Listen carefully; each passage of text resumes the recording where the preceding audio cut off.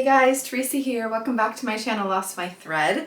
Today I'm going to be giving you a tour of my sewing space.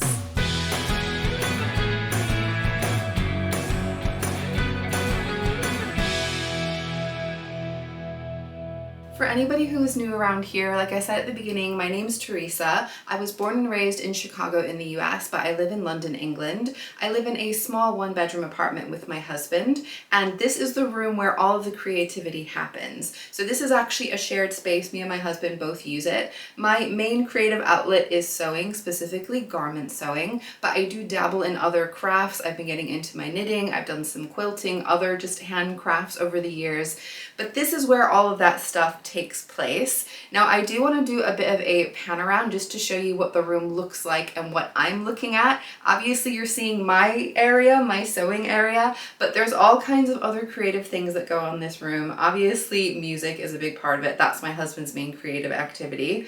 And what I want to do is just show you how I make the most of this small space, because I do honestly just have this wall and a little bit of area of flooring that expands out of it. And that is where I try and keep all of my sewing stuff. I should say this video is not sponsored by IKEA. I, just like many of us who live in small spaces, really appreciate their storage stuff. I'm really a fan of vertical storage, and I put some shelves in a few years ago and they made a really big difference for me of having a bit of storage within the wall space. I really like these little cubes. I feel like you can store quite a lot in them. Along the top is where I store all of my printed PDF patterns, and I have them categorized into different types of garments. Within each of those, I then have them alphabetized by the pattern designer and then the specific pattern. So you can see here we've got the Anna Allen Anthea blouse, followed by the Cowlin blouse by Caledonian Dreamin'. I put my printed PDF patterns inside these manila envelopes, and these are actually meant to be magazine storage I got from IKEA. I found that they fit quite well in the space that I happen to have above my shelves. You can actually fit the manila envelopes into these cubes, but they don't fit super straight up because they're a little bit bigger than A4. So I just have to be careful that the middle section, I put some patterns in there as well, but I don't pack them in too tightly. On the next layer down, I have all of my books. So this section here is all of my sewing related books. I have also put my electric rotary cutter and also my pressing mat, just because, you know, space. I had to find somewhere to put those things. I then have all of my works in progress. So I used to find that I had a lot of works in progress just kind of hanging around, stacked up, making a lot of space. And I realized that I need to have somewhere to put projects when I'm working them, or if I do a lot of pattern prep, and I can actually stack these up. So these baskets actually came from IKEA as well. They were not colorful. I just added a little bit of colorful tape around just to make them a little bit more fun. But I will have the pattern that I'm currently working on, and then any projects that I've got stacked up that are already pre-cut and ready to go. Moving along, I have the things for cutting out fabric. So I tend to use a rotary cutter. So I've got my rotary cutters and my pattern weights. I have a ruler, I have tracing paper. This is where I keep my other books that are not sewing as well. So like creative crafts, knitting books, but not the sewing ones. And this little area I think of is just nice, cheerful things. So I've got a fake plant in there because I tend to kill real plants. I really wish I was better with them, but I like seeing the greenery there. I have a little model of a vintage sewing machine that my husband got me that's really cute. I also have a box of pattern weights that I made. These were made with polymer clay, so you can make little shapes and then put them in the oven to bake them. And I love how these turned out. I think they are super cute, but they're not that heavy, so I don't tend to use them as much, but I don't want to get rid of them because they make me happy. I made them, and my husband and I made the box that they're stored in. We used an old Krispy Kreme's box and did like a kind of play on the Dunkin' Donuts logo. They're really fun and I don't want to get rid of them, so I just have them more of a display at this point. And then I also have a cute embroidery that my aunt made me. I do love having handmade things in the space, so I've got a punch needle that I've done, and I've also done a little embroidery with beads that I like to have. Seeing all these creative things around me makes me feel really inspired. As you can see, I have a thread rack. I feel like it's the best way to keep track of the threads that I have, and I also have some washi tape on the bottom because I do feel like it comes in handy for lots of different things. Over here I have a storage cabinet, another IKEA find. I have my cutting mat sitting just against the wall behind that, and also some like longer rulers that I want to use for cutting out fabric. On the top I have the things that I feel like I want to access the most easily. So I've got pins. I also have needles that are kind of like the needles that I've just swapped out but I haven't used very much, but I might want to still use in a future project. This cute box is actually a bento box from Japan. My brother who lives over there sent it to me years ago.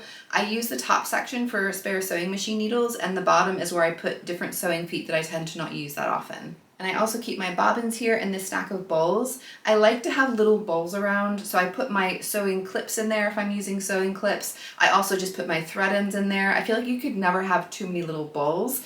And these ones I actually painted myself quite a few years ago, so you can see a bit of wear on them. One of them is actually chipped a bit, but I feel like that kind of only adds to their charm. And then just behind there is a little bowl that I actually made. I threw that with clay. It's imperfect, but I'm still really proud of it. And this is where I put sewing machine feet that I'm going to be using frequently. So like if I'm using 2 feet for a project, I can just kind of go back and forth between them and never lose the foot. And then just behind that, I have all of my sewing labels that I keep in a cute little quilted bowl that I made.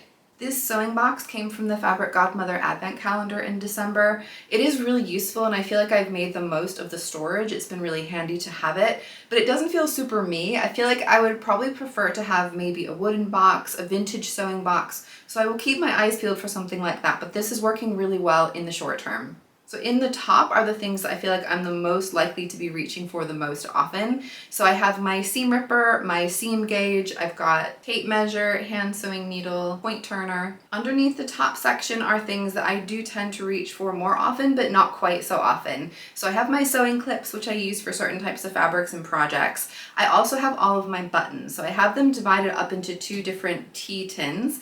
One of them is where I have 6 or more of those buttons, so if I'm making like a shirt or a blouse, I will hopefully have enough buttons for that kind of project. Many of them I have more of, but that's the minimum. And then the other tin is for buttons that are a little bit more just random odds and ends, so I might use them if I only need a couple of buttons, or sometimes I might use them together to have more of kind of a mix and match button situation.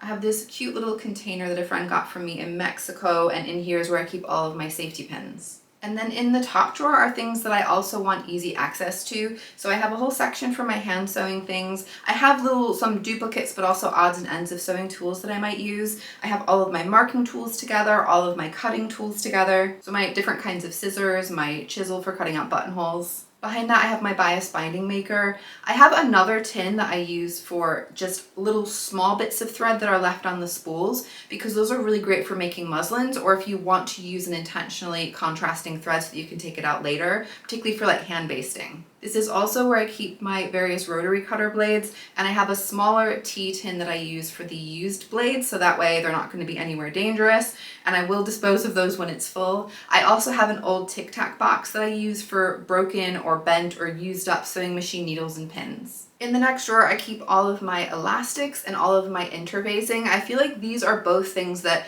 as much as I feel like I have what I need, I always end up having to buy more, to buy like different width of elastic or different weight of interfacing. So it's nice to have one place where it can all be tidy. In the bottom drawer are things that I do like access to, but I really don't use them all the time. And I will say that my pressing ham and sleeve roll don't normally live in this drawer. They usually live in my bedroom, because my bedroom is where I have my big ironing board and also where my regular iron lives. So this is usually just kind of propped up on top of a dresser, but theoretically, if I'm being nice and neat, I do put them away in this drawer. This is also where I have a press cloth and a very tiny iron. This tiny iron, I use the little mat that I showed you guys, but I also have a smaller ironing board that I will sometimes put out on the desk or on the counter next to me if I want to do a few little press jobs here and there. It's nice to have a smaller ironing board and not have to get the whole big kit out. I have a tin where I keep all of my ribbons, my webbing, and then I also have a bag where I have all of my pre-made or purchased bias binding. I also keep a mini vacuum cleaner down here, which I use for cleaning out my machines. Next to this chest of drawers are a couple of things that I use a lot. So one is my Fisker's paper cutter. I use this when I'm cutting out PDF patterns all the time. It makes it so much quicker and easier. I need easy access to this all the time. And then I also have a toolbox. This was actually meant to be made for tools, not for sewing tools, but I like to be able to organize all of my little sewing hardware. So everything has a little section. I have all of my snaps in one area. I have my hooks and eyes in another area. It's nice to know that everything is right where I need it. This table is another IKEA purchase. It is relatively new and replacing an old one that had basically fallen to pieces. The great thing about this table is it has extra added storage, and because I have a small space, I will make the most of any storage space that I can. There are 3 drawers on each side. They're quite an odd shape. They're like a long, narrow drawer, but I can get quite a lot in them, and I really appreciate the extra storage. Some of these drawers are easier to access than others, so the ones that are close to the door I can pull out completely really easily, so I do put the things in there that I use the most often. And then on the other side, I put the things that I'm not as likely to want to reach for. I might have to move a few things to be able to get those drawers out. I can definitely get into them, it's just an extra step, so I put the things I tend not to use as much. So in the top drawer is where I keep all of my things for filming. Obviously my camera is in use right now, so it's not in the drawer, but I have spare batteries, I've got a case for it, I've got different stands that I use for it as well. Below that is some serger threads. I feel like the height of these and the width of these is really kind of perfect for these drawers. I used to have all of my serger thread in the bottom drawer of the chest of drawers just kind of thrown in there, and it was always really hard to find the right colors and the matching colors, and sometimes they would unravel and they get tangled. This feels way better. And on the bottom there I have some more serger threads because I need more storage for more colors, and then I also have a couple of tins that I use for my zippers. So I have one that is specifically invisible zippers and the other one that is more just standard zippers. In the top drawer on the other side, I have some other textile crafty related things. So I've got my embroidery threads I put inside an old macaron box. I really like to keep containers that I think are really cute or pretty, and it helps to keep things more organized, to have really specific spaces for them.